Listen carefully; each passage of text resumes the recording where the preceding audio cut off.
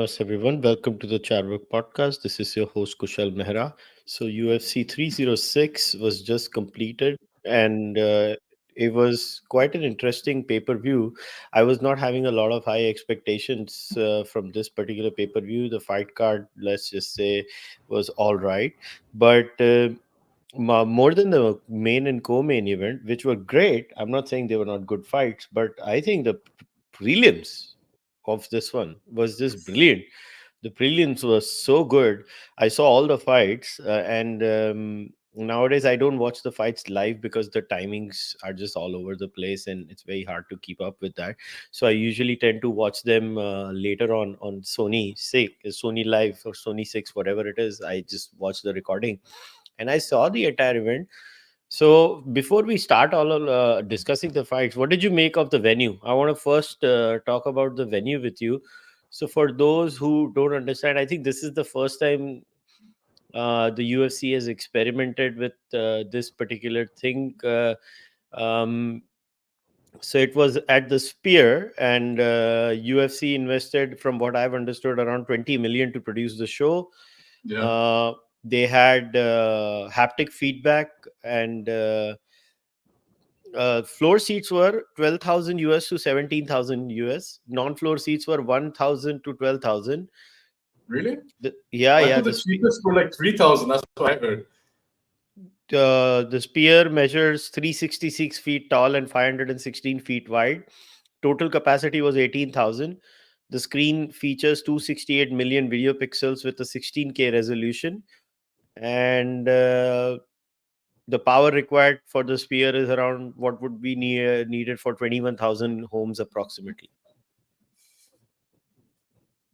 Yeah. So, I mean, I had no expectations, like you said, for this event, right? Again, the Sphere, you think of U2, you think of all these big artists.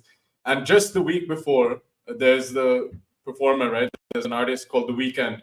He had done this kind of mind blowing performance in Sao Paulo where the visuals were crazy. Everyone was saying that, this is the pinnacle of performances. But then we see this at the Sphere, and I think it topped it, especially because it's a live sporting event. I don't think I've ever seen a sporting event like that in my life. Seriously, I don't think so. In terms of I, visuals and just the sort of uh, the display that was put on. I have a question for you. How would you, like, from an audience perspective, like, do you want haptic feedback when you're going to watch a sporting event? I don't know how I feel about haptic feedback, where, like, every time a punch is thrown or a knockout is there, and there were knockouts, right? So how would you feel? Like, I Yeah, don't know. If I'm going for a sporting event, right, I want to watch it with a little bit of peace and tranquility. What did you make of that? The haptic feedback bit. The rest was amazing. I'm just thinking about it. Like, मैं बैठा हूँ वहां पे punch मार रहा है, मुझे punch लग रहा है. I don't know. I mean, I don't know how I would feel about that.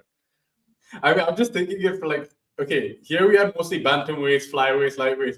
Imagine Ngannou or even Alex Pereira whacking you. Yeah, What's but would they change the haptic feedback as per the weight category? I don't think so. I mean, I'm not sure, but I don't know. I think it does add to the atmosphere because as it is, it's the rush, and you can like when you hear the impact, you get sort of you get that adrenaline rush. I feel like that little shock just adds to it.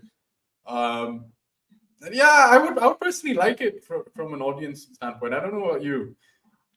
I don't know, man. I'm too old now. I like to watch in peace. I'm just too old. Okay. I just, like, for me, okay, I'm watching a fight. I mean, and I'm looking at it. So let me watch in peace. That's the only thing. Like, the dome really was amazing. Like, when I was Yeah. looking at the dome, it was amazing. It's a great viewing experience. It's fantastic. I think, 10 out of 10 to the UFC for that. This is just me. I just maybe I'll have to experience it once in person to realize how the haptic feel. Like, I did not enjoy the वो क्या हो 4D 5D 6D 7D जो भी होता है. I Yeah. did Yeah. not Mask. enjoy it. I did not enjoy it. I was like, Right. yaar, nahi, I just want to watch a movie. Don't bug me. It's like, when you're watching a movie, you're so focused on it, right? So Yeah. I did not enjoy it in the movie theater.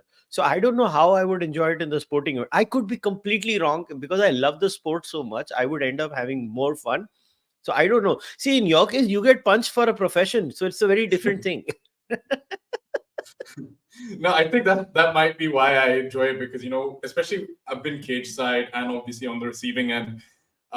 Yeah, you really do feel it when you hear the shot. So I can only imagine that little bit of energy flowing through you. In addition, oh my god, the And, energy in and there. and how would they figure it out? Like, how do they figure out this one was a contact, or this was what not a contact, or this one was a check?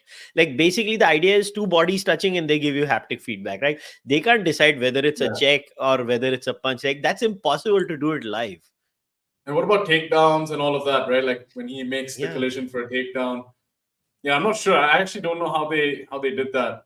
Because then I would think, right, if you can track the punches landed versus the ones that didn't, uh, surely that's something. This is kind of regressing, but like, surely that's something you can take into account when looking at future scoring, right? The judges are able, maybe they can see, okay, this one's landed. They get that shot. I don't know. This is just something I'm sort of thinking about for the future. Yeah, but I have to say, for a sporting company, that to a private sporting company, most people don't understand. This is not like a national team sport or something. No. This is just one promotion. It's not even mixed martial arts overall. UFC controls more than 95% of the entire MMA market, and they're just one promotion doing their own thing. They do whatever they want to do. They don't care about what the market feels about anything for that matter. They just go ahead, do whatever they want to do. And I have to give credit to the Ultimate Fighting Championship and Zufa, which is the parent company, from what I understand. And now I think it's not even Zufa; it's someone else who has bought TKO, Zufa right? now. Yeah, So it's all under Endeavor. yeah, Endeavor now. Endeavor owns it. So now let's get into the main event first. Or we will do the main and Yeah, co-main first. So sure. um, obviously, Marab Dwalishvili mauled is the right word. Sean O'Malley. This was Yeah, as one-sided as it can get in a fight. Like, what the hell was that? Like, Sean O'Malley did not even turn. And what surprises me is that when he fought Marab's teammate, yeah. he was not dominated at all, and now Marab just dominates him. Like, what the hell happened there? Yeah, I mean, to be honest, I did think that Sean would have more success in terms of finding his chin. I thought he'd use his range much more effectively, and I thought he'd be more effective in the scrambling. Because if you see his fight against Jan, and then of course you bring up Aljamain Sterling, we saw his takedown defense hold up. Yeah. That's for one. Secondly, he scrambles back up. Whereas in this fight, first of all, Merab, he was kind of taking him down at will.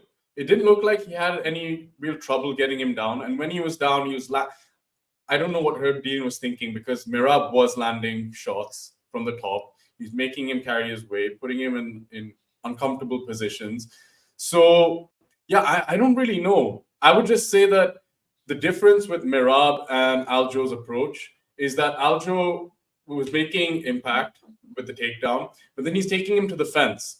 Now, some fighters, they prefer to defend from the cage. They use the cage as an assistance, right? You see Adesanya, for example, he likes to use the cage to help himself defend takedowns. Whereas Mirab, if you see his takedowns, first of all, he was coming up with that overhand and getting his hands up, and then on top of that, he was blasting through. It was more like a GSP sort of tackle takedown rather than your, drive to the wall and then work from there. So I think that's where he found most success. And again, he kept changing angles. For example, he'd fake one way, he'd put Sean's weight one way with the double, run the pipe the other way. And I just don't think, or I wouldn't imagine that Sean's faced that level of wrestling. We have to remember Mirab ragdolled Henry Cejudo. He ragdolled Yeah, Henry Cejudo. So yeah. his wrestling is seriously underestimated and underrated. So yeah, I think that's just what happened. He just wasn't ready for that level of relentlessness and pressure.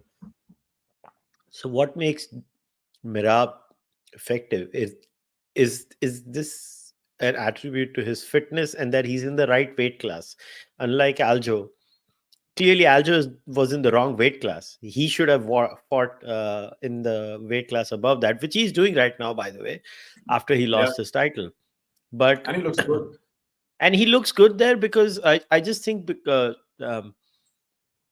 he used to get tired. Aljo used to get tired. It was quite obvious that the weight cut would have a drastic effect on him.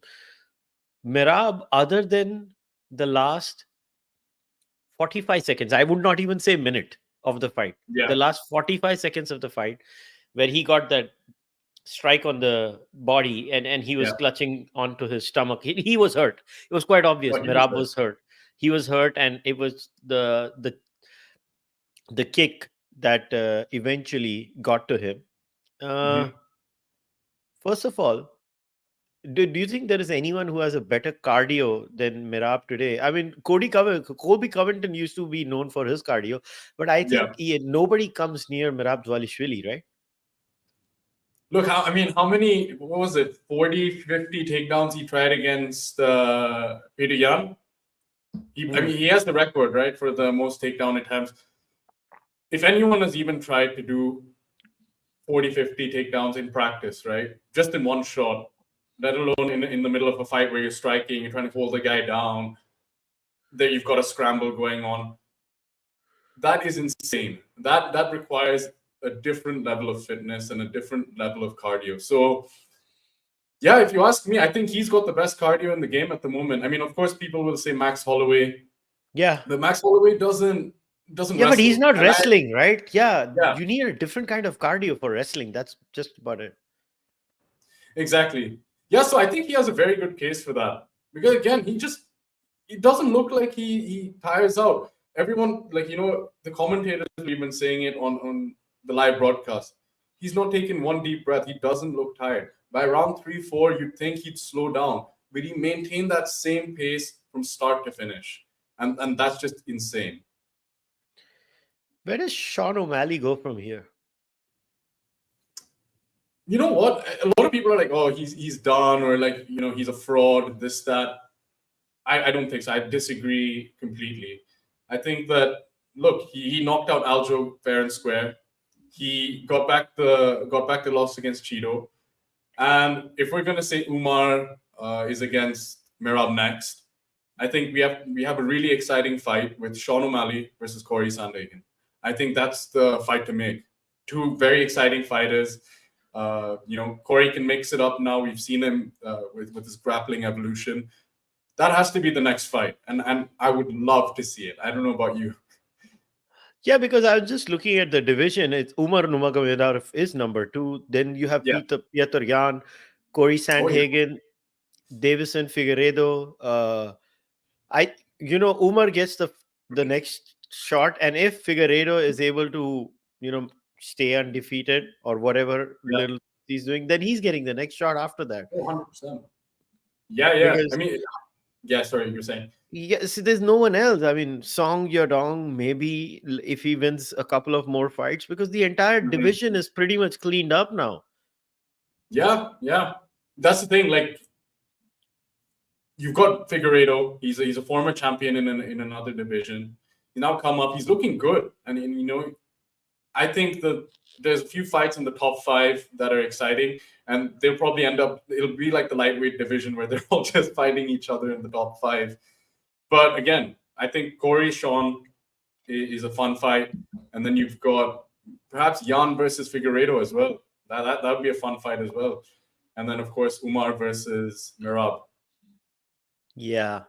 Uh, I don't know. I think the natural fight, the next fight has to be Umar Numagamerov and then maybe Figueiredo. I just don't see anything else happening right now for these Yeah, guys. And as much as I wish it was different, it's not going to be different. And that's just a fact of life. But now we go into the co-main event, which was Alexa Grasso versus Valentina Shevchenko. My goodness, this was what, their third fight now? it was one fight too many. I mean, no one Okay, asked for this fight. do you think she won the last fight, Alexa? Or who did you score it for? I mean, if I'm being honest, I thought Valentina won. Yeah, I thought I also Valentina think Valentina won. I don't know what the hell was that. Why did they give it to Alexa Grasso in the last fight? We did not need this one, but now we do, because they did. did not. They clearly did not want Alexa Grasso as to be the champion. They wanted Valentina to be the champion. They got Valentina finally. That's what it is. Look, the thing is, I've seen online, right? So they were saying how last year Valentina was main event. Now this year she's been demoted to co-main, right? Now, also you have to remember, I think Chael Sonnen was saying that she's one of the fewest fighters that out of the champions, she had the fewest main events. I think she's always a co-main or something like that. So, do they really want her to be champion? I don't know, because Alexa Grasso at least brings in the Mexican eyeballs, and brings in guys like me who obviously fanboy over her. But yeah, I don't know. I think this fight was completely unnecessary, if you ask me. And, it completely killed the momentum of the card, because the fights before this were all bangers. And then this comes along and you're just like, oh man, like, no one really wanted to see it. Now you Yeah, I mean, killed if you think Marab demolished Sean O'Malley, Alexa did not do anything in the fight. What did, yeah. other than that submission hold? What was it in round 3 or round 4? When did that happen? That the one attempt to submission, or 2 attempts for submission that Alexa did. What did that fight had going for her? Her corner kept on telling her, "Fight, box with her, box with her." Yeah. I think it was round 4 when her corner told her, "Do not grapple with her," Mhm. and she still grappled with her in the 5th round. It was Alexa who initiated the grappling with Valentina. Yeah. It was not the other way around. And that's the thing, like the first fight, if you see, like when she did win the title, it was because, of course, she got the submission, but it was because her boxing was what kind of, put the pressure on Valentina. That's one. And two, there's one thing that my coach and a training partner of mine, who's now at the UFC PI, they've always drilled this into my head. When you get taken down, getting up is a mentality. So to explain what that means is, when Alexa got taken down, she was happy being there. She was going for the submissions. She wasn't really looking to sweep. She didn't really show any urgency to get back up. She was happy to chill on her back and try for that guillotine and the triangle. Now, getting up is a mentality. There are techniques which you can do, like, for example, hip escape, creating frames. Even if you use the submissions, using the submissions to sweep or to get back up, that's a mentality. Whereas she seemed content with just throwing up submissions and hoping that one lands and she gets another submission win against Valentina. It was a mistake tactically, if you ask me, because again, she's more than capable with her hands, and she's touched Valentina up with the hands. So it was unfortunate, but again, credit to Valentina. She stuck to her game plan, stayed disciplined, and she's champion again. Who does she fight next? So I think Manon Fiorot was Yeah, she's Fiorot. the backup fighter, right?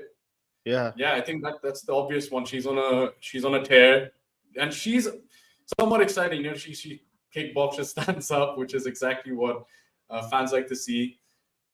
So yeah, I think she's the obvious next contender in that division. Yeah, I agree. Now, this was a personal shock to me. Did you expect And Diego Lopez to beat Brian Ortega? And did not you expect what happened in the first round? first 30 seconds with bang, Yeah, just knocked him that was a out. shock. I thought Brian would win. If you ask me, this was the perfect matchup for Brian Ortega, at least on paper. I thought that he was gonna mow through Diego Lopez, especially. Do you remember the Ige fight?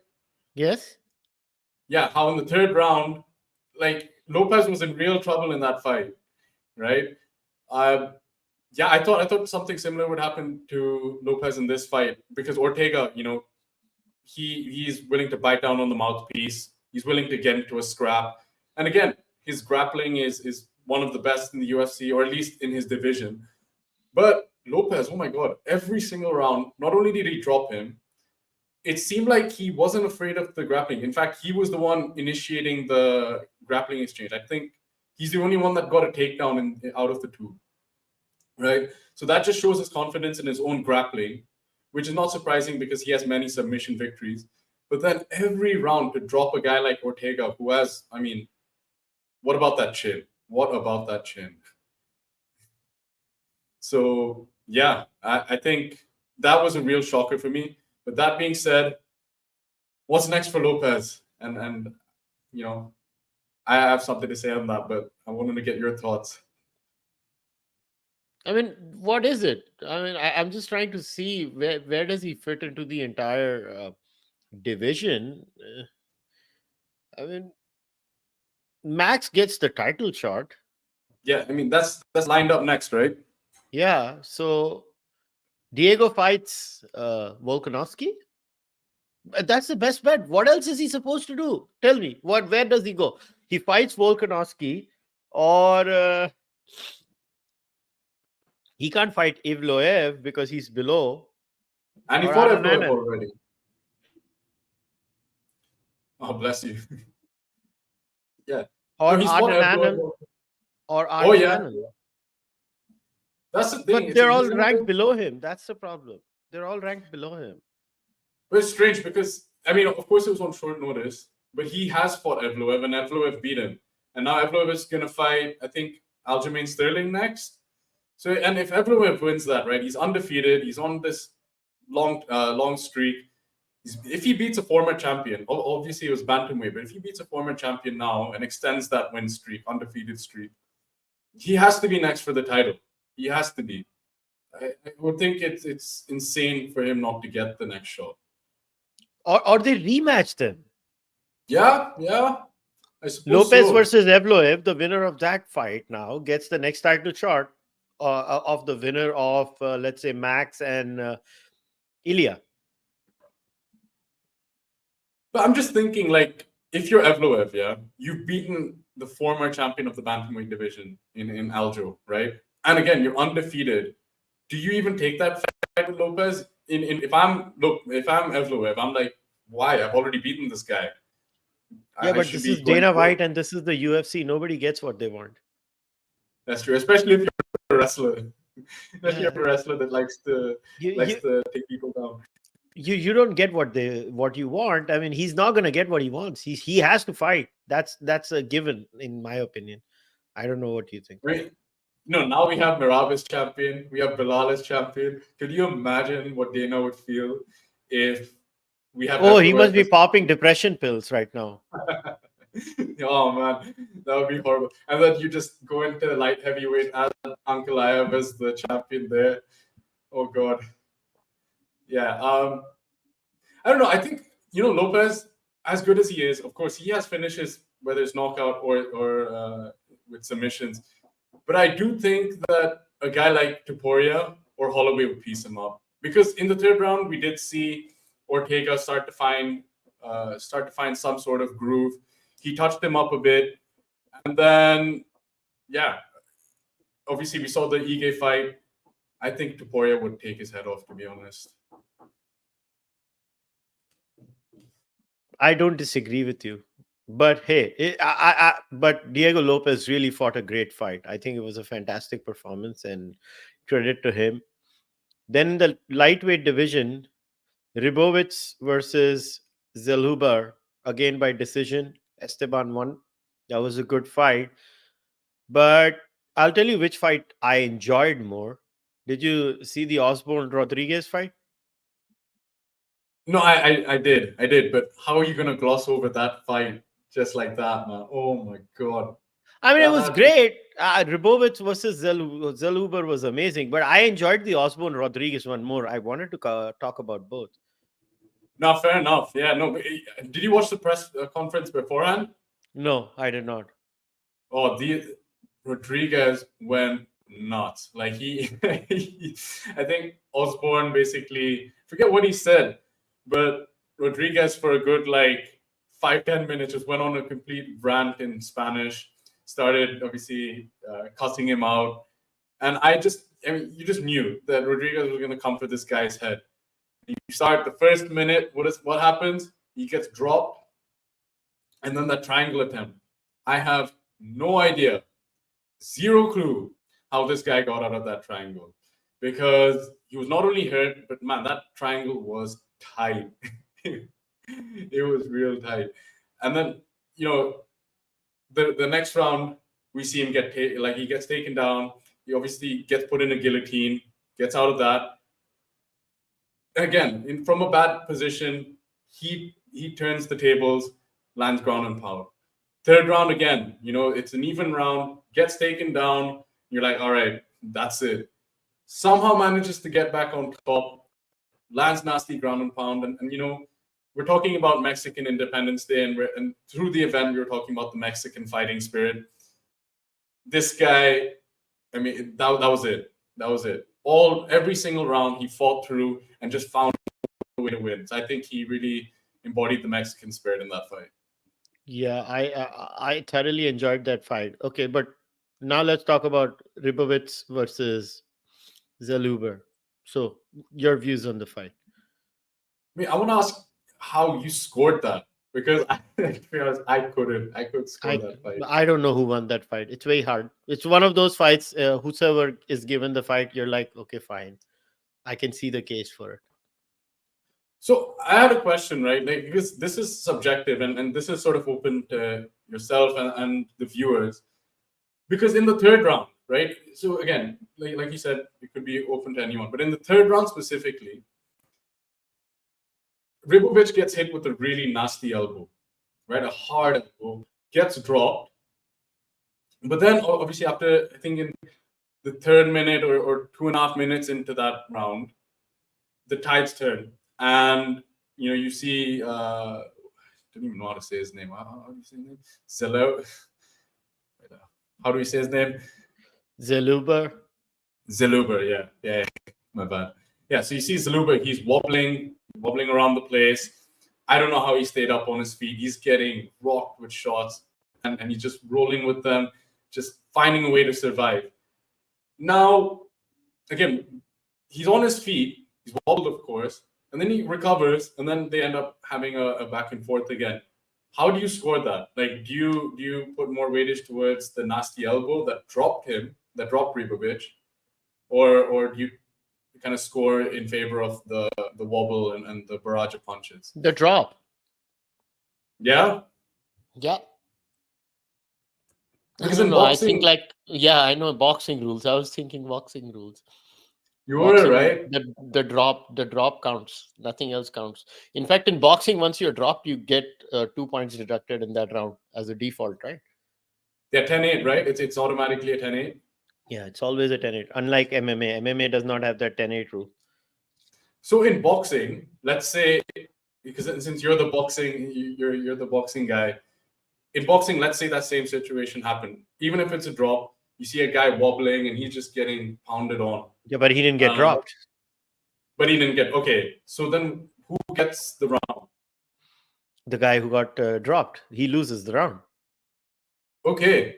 That's where the subjectivity of damage and the judges comes into play, because for the other guy to win that round, he has to maul him continuously for so many minutes, seconds in a round in boxing. But that doesn't happen in this fight, and the drop is eventually considered. I mean, yeah, in MMA you have the damage calculation. So I don't know how they score, and I don't understand MMA scoring. I think boxing is far easier to understand what's happening, and boxing has so much cheating. Like, boxing is known for cheating. The MMA at least has not got that. But honestly, I could not understand how to score that, because I don't understand MMA scoring. Only Big John McCarthy does. And to be honest, who even knows? Maybe even he does. No, he wrote the rules, so only he does. Yeah. That's true. Because again, like, it's so like, for me, I would agree with you. I would say the elbow should count for more. But obviously, the judges saw it differently. So it must be so rough to be on the losing end of that fight. Must be so rough. It is. It sucks. Yeah. But It is what it is, man. You can't change that. But now we come to the most exciting part of the card. In my opinion, I I think agree. the best part of the card. I think the best fight of the entire night was the prelims main event: Norma Dumont versus Irene Aldana. What a fight! That was an amazing. I think that was the fight of the night. If you For ask me, you, yeah, that was the fight of the night. And did you see? Uh, Irene Aldana after the fight, that cut, like just people don't understand what the hell happened to that woman afterward. This is what happened to her, ladies and gentlemen. This is what happened to Irene Aldana after the fight. Oh my Jesus. god, that cut. Oh, that is insane. Look at that cut, man. Man, these two, Have you seen the they gave and, everything to the. have you seen the video like when she's on the stitching, like on the stitching bed, like she's lying down in the medical room, and they Yeah, actually open it up. That's nasty, nasty, and she fought through that.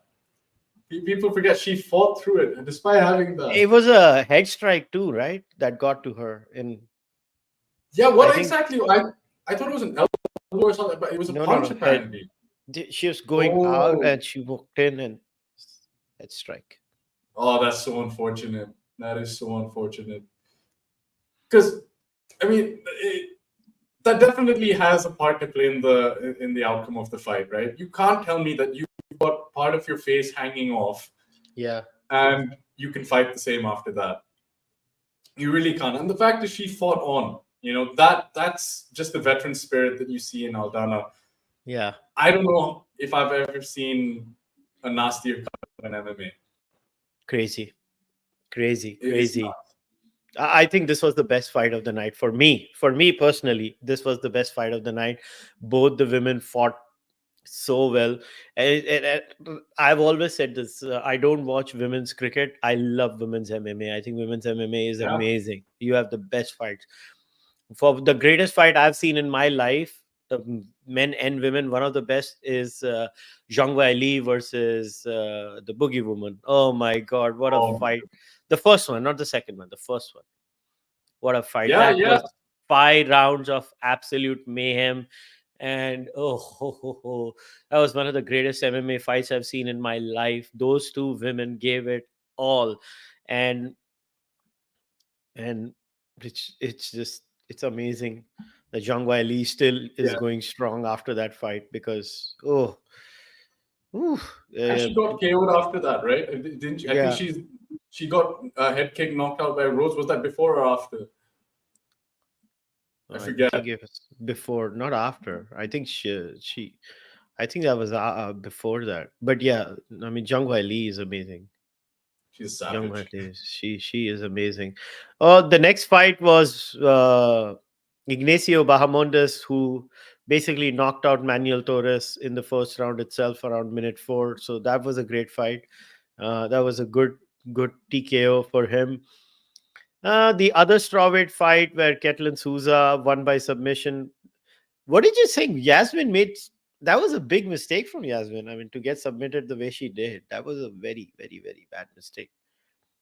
It's tough to say because I think again this was another example of women going for it. They both were just game. They stood there willing to trade, and that left hook was nice. It Yeah, was a but really that was great an left hook. error. I mean, you expect a fighter to be better than that, is what I'm thinking. I don't know because okay. So this is one interesting thing I'll point out. So we don't see many people that come from a luta libre background, right? Or at least they're openly from a luta libre background. Now, for those who don't know, luta libre is essentially Brazilian submission wrestling.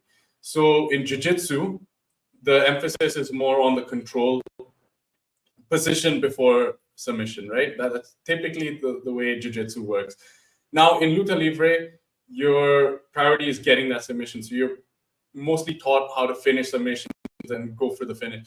So with her, she comes from a Luta Libre background. I think she was just so quick on it. As soon as she saw the knock, as soon as she got the knockdown, she saw the chance, went to the neck, and put her to sleep.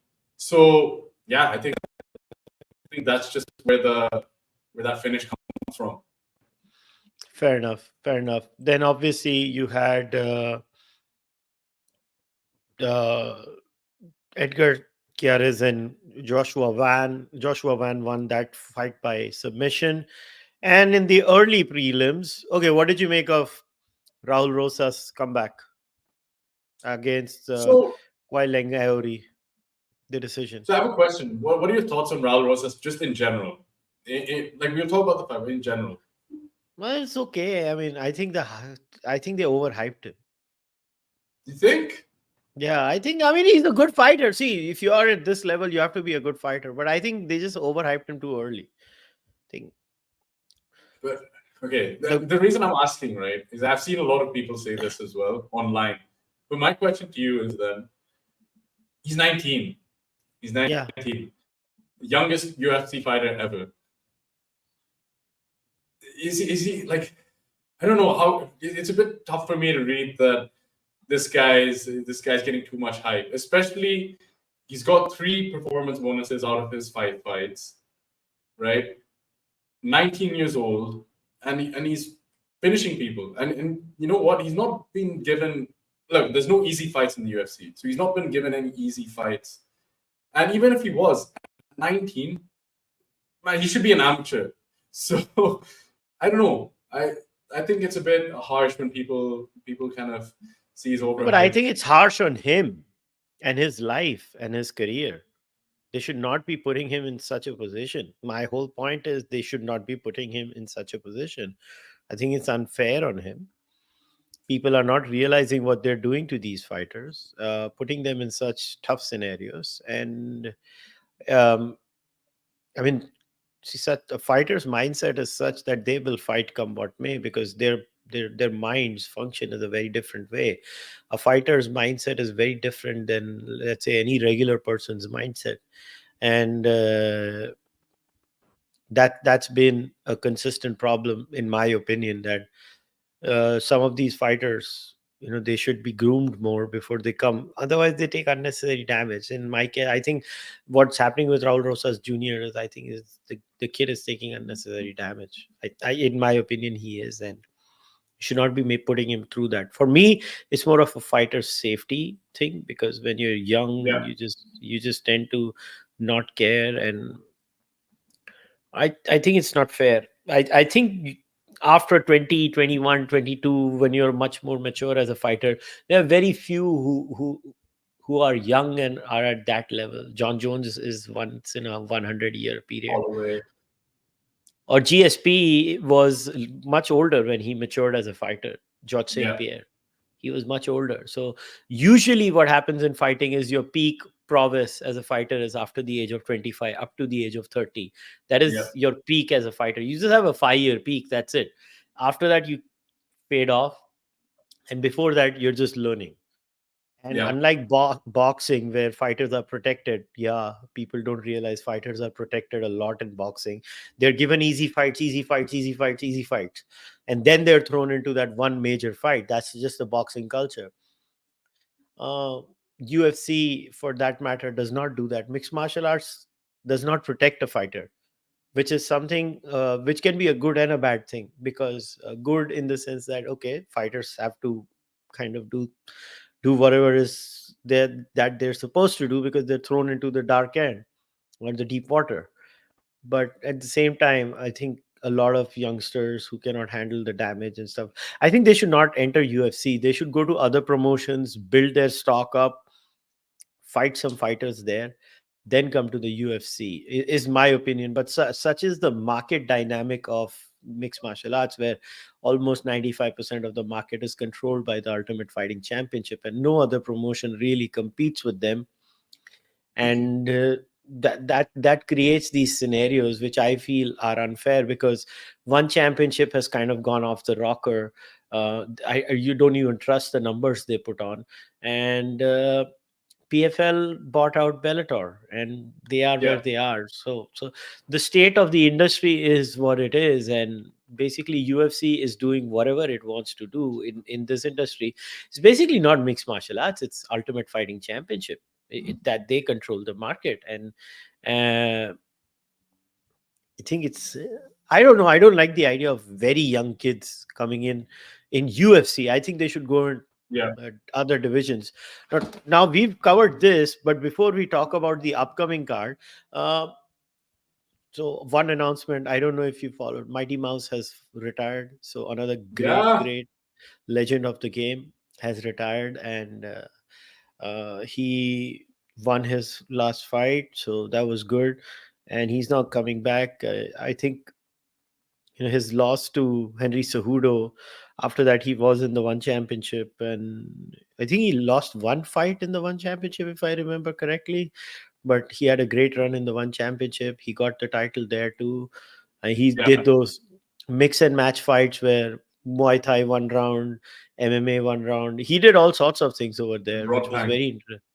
Yeah, it was really interesting, and he had a great Yeah, career, one of the best we have seen in this sport.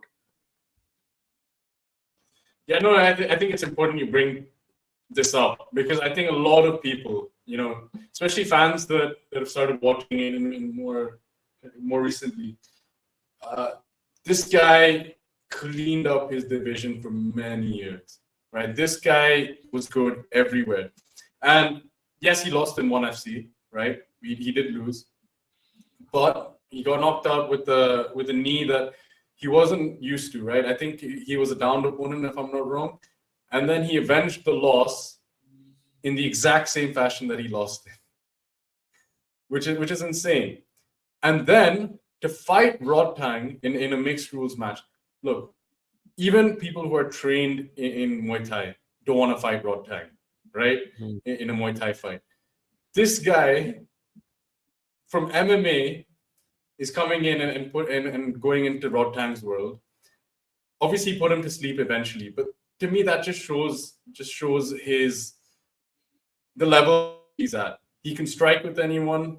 He can wrestle with anyone, and again, he can submit anyone. We've seen those videos of him competing in the jiu-jitsu scene where he's submitting guys who are double his weight.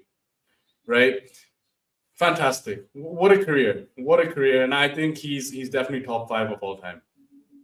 Yeah, I no debate there. I think he was a fantastic fighter.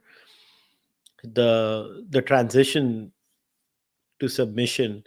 What was that? I think it was his second last UFC fight before he lost to Henry. I forgot the opponent. Yeah, the flying armbar, yeah. Yeah, flying armbar. The transition was amazing. I Unreal. Unreal. it was We've never seen anyone do it like that. He could knock you out. He'll pull off submissions like that. He'll wrestle with Henry Cejudo. He could do it all. And I think that it's a shame that the UFC let him go because not many people know just how great he was. And it's a real shame. He was brilliant. He was such a joy to watch. He was an absolute joy to watch, and I wish people knew more about him. And all his fights were there on the UFC Fight Pass. If people Yeah. want to go and watch those fights in the UFC Fight Pass, but man, UFC 307. Is this going to be the future now? So what's the card? Let me maybe just pull that one up. Or do you Yeah, have the card on? yeah, I have the card. I'll pull it up. Pereira versus Khalil Roundtree Jr. Really? Yeah, I don't really know why this fight was made. I mean, look, I'm not complaining. Listen, I look at the love. main event and the co-main event. It's Raquel versus Juliana Pena and Pereira versus Khalil Roundtree Jr. I hope Juliana Pena shit talks her way through glory to save this card. Seriously. I think she'll win. I think she'll definitely win. Yeah, she'll win, and but she needs to save this card. You know what? I think people are sleeping on Roundtree. I think Pereira will still win because he's just way better in the kickboxing domain, and that's Roundtree's best bet. But Yeah, man, the Khalil guy is Roundtree is Tiger Muay Thai, right? He used to go to Tiger Muay Thai, right? To train? oh, he's a Or savage. He's a real savage. So I think I personally when I saw this fight get announced, I was very excited. Just because I think we're yeah, going to see violence. yeah, I know, but come on, look at the card, man. Okay, this fight is more exciting. Steven Johnson versus Joaquin Buckley. That's an interesting fight. I don't know how that came about, but it's an interesting fight. And Although, Aldo was retired. Now he's back again. I don't understand. I mean, how many times is Jose Aldo going to get retired? I mean, yeah, these. Holland. Uh, yeah, so that's the fight I was talking about. Evloev versus Sterling. I think that this is Evloev's test. He wins that. He's straight away title contender. Yeah. Get ready for a mauling. Kayla Harrison Oh, versus God. Catalin Vieira. Yeah, see, so after this, right, Kayla Harrison, I think will Just get definitely a win title this. shot. Yeah, she That's has why to they be. put her. That's why they put her. And then, see, you know what they're hoping for? I can guarantee you. They're hoping for Oh, they Juliana hope Pena Pena to wins. win. Pena wins and Kayla wins. Then Yeah, Kayla shit talks at least something, right? Kayla can shit talk yeah, at least 5 paisa. And obviously, nobody can shut Juliana Pena up. You know, Juliana Pena is Juliana Pena. So yeah. they will have some shit talking. That's their best bet. That's what they're hoping, is my assumption. I think one thing that the UFC is praying for, yeah, is Harrison. It doesn't matter who wins that fight. Harrison versus Pena, that happens. Hmm. Whoever wins calls out Amanda Nunes. I think that's what they're banking on. Because obviously Oh, Harrison and Nunes have already had a back and forth. Pena obviously has a history. She has a finish against Nunes. I think that they're praying that the winner of that fight calls Nunes back. yeah. This is a good fight, huh? Pennington versus Carla Esparza. To Tisha be honest, Torres. They're married now. after So, sorry. no, so basically, if people get confused, this is Tisha Torres. She's married to Raquel Pennington. So that's why she's Tisha Pennington now. The- Oh, I didn't even know that. Yeah, Damn. ये इसकी बीवी है. Can you imagine इसकी. they both live on the same card? Yeah, they usually are on the same card because Okay, I they're a haven't paid couple. They attention. usually are on the same card. वो साथ में लड़ते Damn. हैं. Are they same division as well? Yeah. No, So different division. no, but that must help. Having each Bantamweight, other as training partners. she's strawweight. Raquel is bantamweight.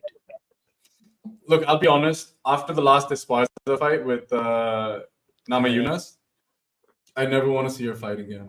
As in, she can Yeah. fight, go ahead, but you'll have to force me to tune in because that was hell. You know, I'd rather watch paint dry. Mm, But you know what? well, Like now that I see this card, it's not bad. I think it's got potential to be a fun see, card. this is a good fight. This is a good fight. This is a good fight too. Dolice versus Kevin Holland, not really a fan of. Jose Aldo is always a good fight. Okay, Steven Yeah. Johnson versus Joaquin Buckley is going to be a good fight. Khalil Roundtree and Alex Pereira is a good fight, but not a main event fight. Come on, Pena versus Pennington. Come on, man. I just don't care. I mean, who cares Just I about don't want to. 306? Yeah, just make that put that on a fight night. Yeah, this is a fight night card, man. This is not like यार मतलब क्या कर रहे हैं ये लोग क्या कर रहे हैं See, Pereira will sell. Pereira will always be. I think he's reached that अरे point where उससे उससे अच्छा कार्ड मैं तेरे को बोलता हूँ उससे अच्छा कार्ड है ना वेट उससे अच्छा कार्ड तो है ना ये वाला है देख उस फाइट नाइट का कार्ड इससे अच्छा है देख रुक मैं तेरे को बताता हूँ सांतनी Okay. वाला ये देख Oh, I know which one you're talking about. Moicano versus Benoit Saint-Denis is a great fight. Then Brendan Allen Oh, is the next. fighting Imavov. वो अच्छा है. और कौन सा है इधर? नहीं और prelims में अच्छे 2-3 हैं. Kutelaba is a fun fighter. He always makes funny faces. That's why I like him. He's always down to fight as well. Yeah, so that's the thing. The fight night has better options, man, than 307. Like 307 just sucks. Really, Like, what I is it? actually I think it's quite good. I think it's got some decent fights on there. But, And then they put Jose Aldo in the prelims. What the hell are these people doing? Is that official, or is this just like the? I mean, this is the UFC. Yeah, because sometimes they shuffle it up, but yeah, if he's on the prelims, that's nuts, and that's disrespectful. And he's the first in the prelims. I mean, I Oh think man, this. you can't do that. You gotta have Yeah, I don't know what the hell they're friends. doing, man. No. But when is the Saudi card? Is that before or after this? Saudi card is after this, right? I think. Because the Saudi card that's the one. That is the one. Yeah, and I guess they're counting on that because Is Saudi or Abu Dhabi? I forget. Sorry, I could be completely mixing up the two. you're talking But that's about the Ilya Holloway. Topuria versus Holloway, right? Victoria Oh Holloway, yeah, yeah. that's 308 यार वो तो बहुत time है अभी Yeah, उसमें that's Khamzat still a while away. Chimaev is fighting Whitaker, Cyril Gane is fighting Volkov, Ankalaev is fighting Rakic. That's an amazing card. Like That's a crazy card. But I that's a wouldn't crazy look card. again. Yeah, I don't that know. is a Okay, great see, card. if you compare 307 and 308, then yeah, I get what you're saying. But come on, like Pereira, he's a main eventer at this यार point. मगर ये कोई card है मतलब ये क्या है इसको ये लोग ने ऐसे बना दिया है I think this is just a filler card you know what UFC doesn't care now they have the Yeah. ESPN deal they are like हमको तो फाइट्स डालनी है बाकी प्रॉब्लम ईएसपीएन की है this is exactly what the UFC is doing वो रोज बैठ के ना बस फाइट बना they are just overdoing it it's just honestly I'm looking forward to 308 not 307 will I watch 307 obviously because I watch all fights but am I looking forward to it? No. Like Nah, 308 I is get something you. I want to watch live. 307 is something I don't want to watch live. Got you. See, that's the thing. But I think you're right because it's tough. See, you get a card where it'll be stacked, right? Like a 308. You can't, and then you do have to have those cards in the middle where you just have like one or two title fights, like a Pereira to sell tickets. Every card can't be a UFC 300 or UFC Sphere or you know. They should not have that many cards, is my whole point. They should not have that many fights. They're trying to fight every weekend. UFC tries to fight almost every weekend. They just fight too much. That's my whole point. So then, I mean, see, the fight nights make sense. I think the fight nights definitely make sense because you have to have the division flowing, and you need to have a platform for the lower ranked guys or the unranked guys to work up. And I think because it's usually free on TV, at least in the US, on ESPN, that brings the eyeballs in for the eventual pay-per-view. So, for example, if you see WWE, right, the way the WWE functions, they have your weekly programming with Raw and SmackDown, right? That's shown every week, but every month they have a pay-per-view. So the point of having Raw and SmackDown is essentially, yeah, you put on a display, you build the storylines, but that ends up leading to your paid live event at the end of the month. And I think that the fight nights sort of act as a similar platform. Yeah. Yeah, I think that's what it is. So before we wrap up, Varun, anything else do you think we missed out on? I think we covered pretty much everything. Yeah. I think more or less covers it. I think the only one thing that I would add to this is the Kendrick Lamar mix-up. The Kendrick Lamar, Terrence Crawford. This guy is one of the best boxers in the world. How do you mix that up? that I found that so funny. But yeah, no. Aside from that, Canelo fought on the same night. The boxers were there. Boxers were at the Sphere, not at Canelo's fight. What do you make of that? Oh yeah, they finally announced John Jones is fighting. Did you see Dana's press conference? He's like, "Oh my God, John Jones was with this person. Oh my God, I need to Ryan be worried." Garcia, right? Yeah, Ryan Garcia. Ryan Yeah. Garcia is a conspiracy theorist on steroids. Yeah, and I mean, both him and Jones have a similar. They have similar interests. Let's just say. What do you make They of enjoy- if there were ever was जिसको हमारे महाराष्ट्र में बोलते हैं पोपट हो गया पोपट झाला चैंडलर बेचारा इतना टाइम रुका रहा कॉनर मैग्रेगर के लिए, और कॉनर मैग्रेगर एंड तक नहीं मिला उसको.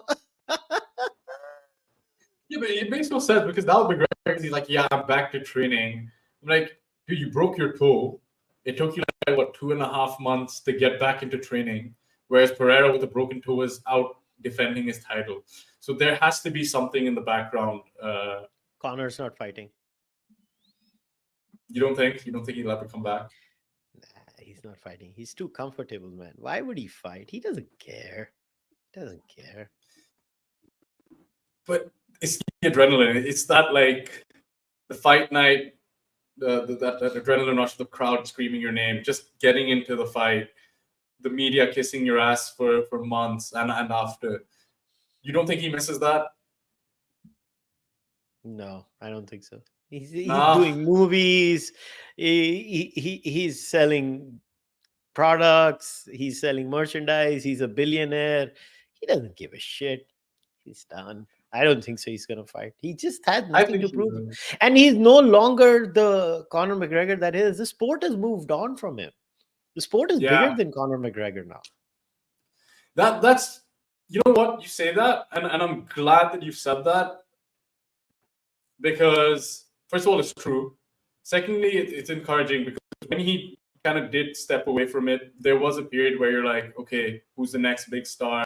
And it almost felt like the UFC was uh, forcing it in terms of building their next big thing, right? Or their next big Conor McGregor. But I think it organically happens. You see guys like Sean Strickland, who just organically became a fan favorite. You see DDP now, he's a killer on the mic, and he's now a fan favorite. Horton, Alex Pereira, by saying nothing, by saying nothing, fan favorite. So yeah, I think it's just a sport. It moves on, and we've seen stars come and go. Conor McGregor is no different, and I'm glad you've mentioned that. Yeah, I mean, think about it. Mike Tyson, I'm gonna eat your children. Nobody tops that. Like, but Nah. the sport moved on from Mike Tyson too. The sport moved on from Muhammad Ali before that. The sport moved Yeah, on from every big boxer after that. yeah, It's the sport moves on. The sport is, um, you know, the sport is much bigger than that. I think there's just too much. The people are obsessed by putting their eggs in the Conor McGregor basket. I mean, nobody cares. I mean, we have such gun fighters now, so many good fighters. Like, just look at the division, man. You have so many good fighters. Like, the yeah. the the list is endless. The And list in his is division endless. specifically, yeah, in his Yeah. division, right? I think, funnily enough, the only guy that I can confidently back McGregor in terms of being the favorite in the lightweight division or the sort of catchweight 165 would be Michael Chandler. Aside from that, I think everyone else gives him a tough time. Would you Yeah. agree? Yeah. Yeah. Yeah. I think. Well, it is what it is. Chalo, we'll end up at there. We'll be back after 307. Whatever this card is, we'll cover it next month whenever the card is done. I think 307 ka date kya hai? Wait, let me see. 307 is November 9th, so we'll cover it after that. Yeah. No, no, sorry, no. 307 is not November. What the hell is wrong with me?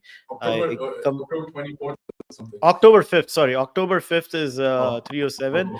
oh, So yeah, we'll be back after that. So everybody go follow Varun on X and Instagram. The handles are there in the description of the podcast. And if you want to support the Cārvāka podcast, do consider joining the membership program or buying the merchandise on kushalmehra.com. If you can't do anything, just like this video, subscribe to the channel.